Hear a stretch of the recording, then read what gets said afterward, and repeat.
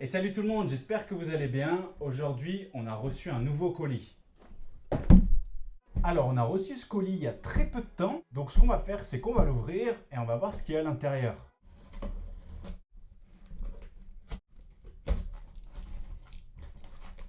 Donc, on a pas mal de papier bulle. C'est très bien. Comme d'habitude, bon, pour l'environnement, c'est toujours pas ouf, mais c'est pareil. Souvent, les transporteurs, encore la poste par exemple en France, des fois, ils ont vraiment rien à faire. Ils prennent vos colis, ils mettent des grands coups de pied dedans ou les balancent. Il vaut mieux que ce soit bien rembourré à l'intérieur pour éviter qu'il y ait des choses qui se cassent. Et on a le beau bébé. Donc on va s'intéresser à ça. Comme vous le voyez, PSP. Donc à l'intérieur, on a commandé une PSP. Alors pourquoi est-ce que j'ai commandé une PSP?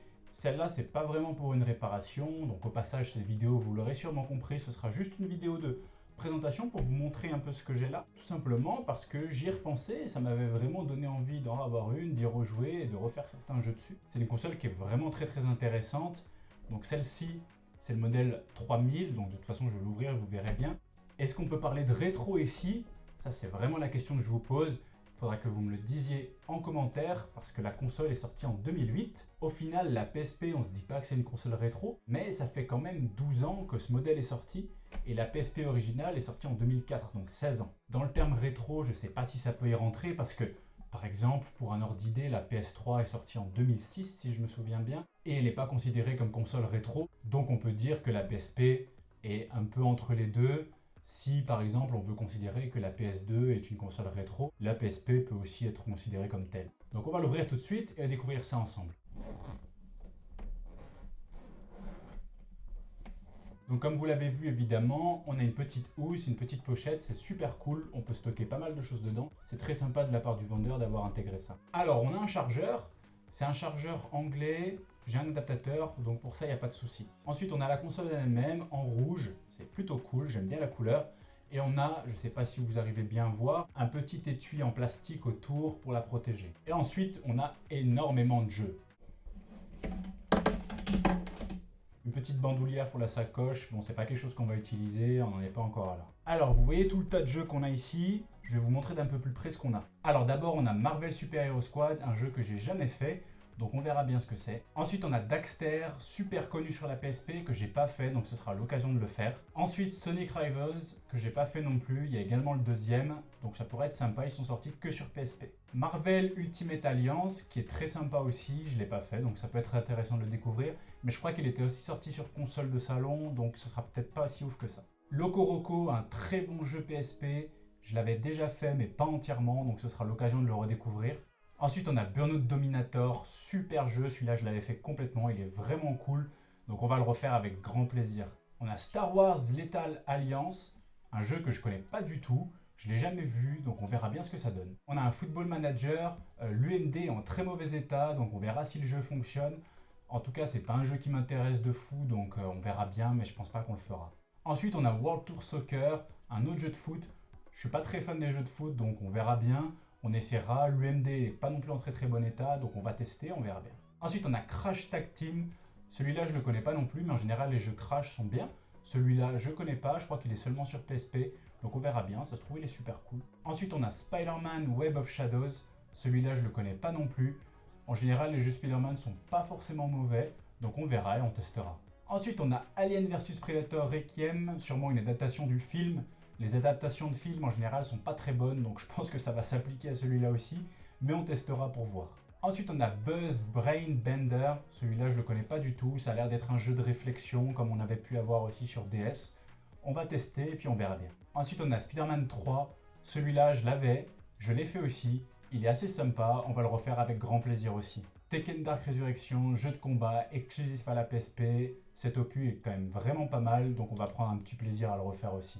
Lego Batman, le jeu vidéo, un jeu assez sympa aussi, on va le faire et puis on verra bien. Et enfin, c'était même pas fait exprès, mais le meilleur pour la fin, celui-là c'est sûr que vous le connaissez, Ratchet & Clank Size Matters, vraiment un bon jeu qui a été aussi exclusif à la PSP, celui-là, il est vraiment super bien. Donc voilà, en tout on a une bonne pile de jeux. Certains jeux, on va les garder, certains, on va peut-être même les revendre. Donc on va se faire peut-être un petit peu d'argent dessus.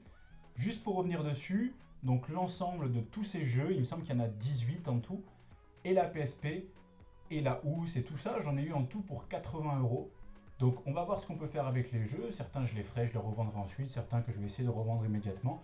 En tout cas, c'est très très bien, je suis plutôt content de cet achat. Et donc on va se faire un grand plaisir à refaire certains jeux et à redécouvrir cette console. Bon, maintenant on va passer à la console en elle-même. Ce qu'on va faire, c'est comme la dernière fois. On va prendre notre âme secrète, l'alcool isopropylique, et on va détruire tous les microbes qu'il peut y avoir dessus, et en particulier le corona, on ne sait jamais. Je vais me mettre donc en vue d'un peu rapprochée, et puis ensuite on va tester, l'allumer et voir si tout fonctionne bien. Donc la première chose, on va prendre une feuille de sopalin, un peu d'alcool isopropylique, et puis on va asperger et nettoyer un petit peu la console parce que en vrai, elle est un peu sale quand même. Donc on va nettoyer d'abord la petite protection en plastique, et ensuite on passera à la console en elle-même.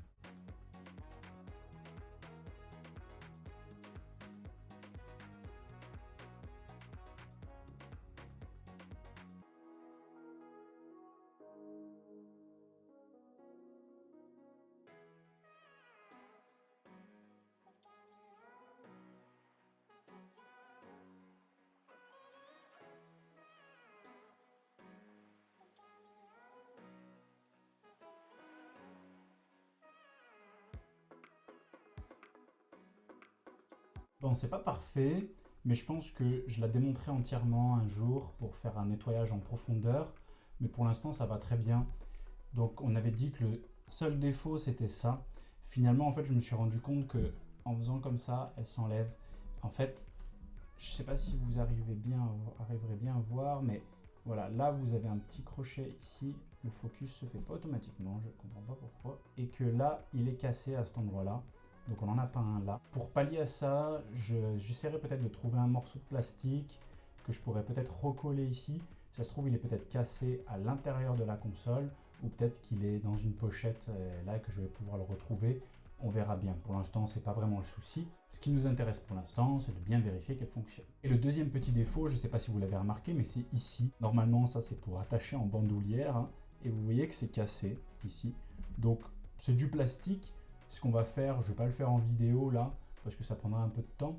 Mais ce que je ferai hors caméra, c'est qu'en fait, je pense que je vais le casser entièrement pour que ça devienne plat, comme ce côté. Après, vous voyez, c'est pas du tout gênant ici. C'est un côté que on touche très rarement, parce que la console, en général, on va juste la tenir comme ceci, et donc il n'y aura pas vraiment de problème. Après nettoyage, du coup, on a là une console vraiment sympa. Je pense que je vais passer un petit bon de temps dessus, ça va être vraiment cool. Si jamais, dites-moi en commentaire si vous voulez que je fasse un jeu dessus, que je vous montre un peu quelques jeux dessus.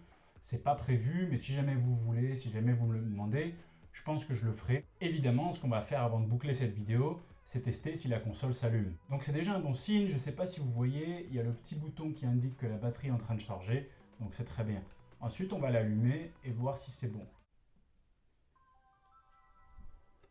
Yes! Bon, bah elle marche très bien, c'est pas surprenant, hein, c'est ce qui était prévu. On va la configurer ensemble parce que c'est une PSP et que ça fait bien longtemps.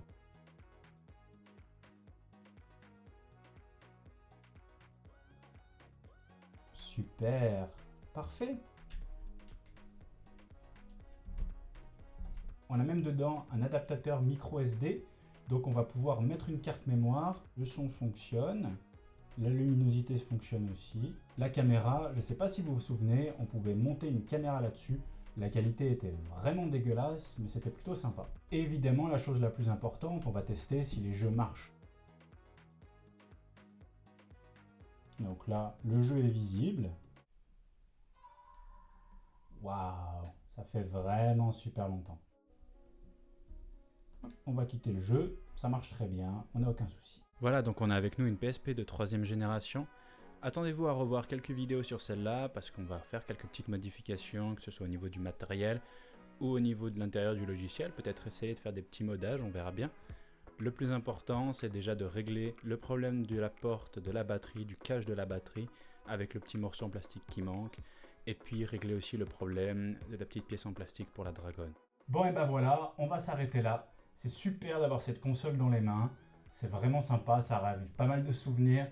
On va jouer à certains jeux, n'oubliez pas de me dire dans les commentaires si vous voulez que je fasse certains jeux. Bon, j'ai pas de caméra faite exprès, donc ce sera pas en qualité très très bonne, je vous préviens d'avance. Donc si vous voulez ça, gardez ça en tête. Également, dites-moi dans les commentaires si vous pensez que la PSP est déjà une console rétro ou si vous pensez que c'est toujours une console qui peut être d'actualité, sachant que la PS Vita est sortie déjà il y a un moment aussi et qu'elle est encore plus actuelle que celle-ci. Donc c'est à vous de me dire ça dans les commentaires. Moi, je serais plutôt d'avis à dire que c'est légèrement rétro, mais pas trop. C'est vraiment super que ces consoles marchent bien. Il y a quelques petits défauts, comme le cache de la batterie ou ce petit coin, on va essayer de régler le problème. En tout cas, ça m'a fait très plaisir de vous montrer ça, cet unboxing / découverte d'une console peut-être rétro. À vous de me dire ce que vous en pensez. N'oubliez pas de laisser un like, n'oubliez pas non plus de partager, ça me fait vraiment plaisir et ça m'aide énormément. Regardez toujours la description pour voir les petites infos que vous pouvez y trouver. J'espère que vous aurez appris des choses, j'espère que vous aurez retenu des choses également. On se voit la prochaine fois. Ciao!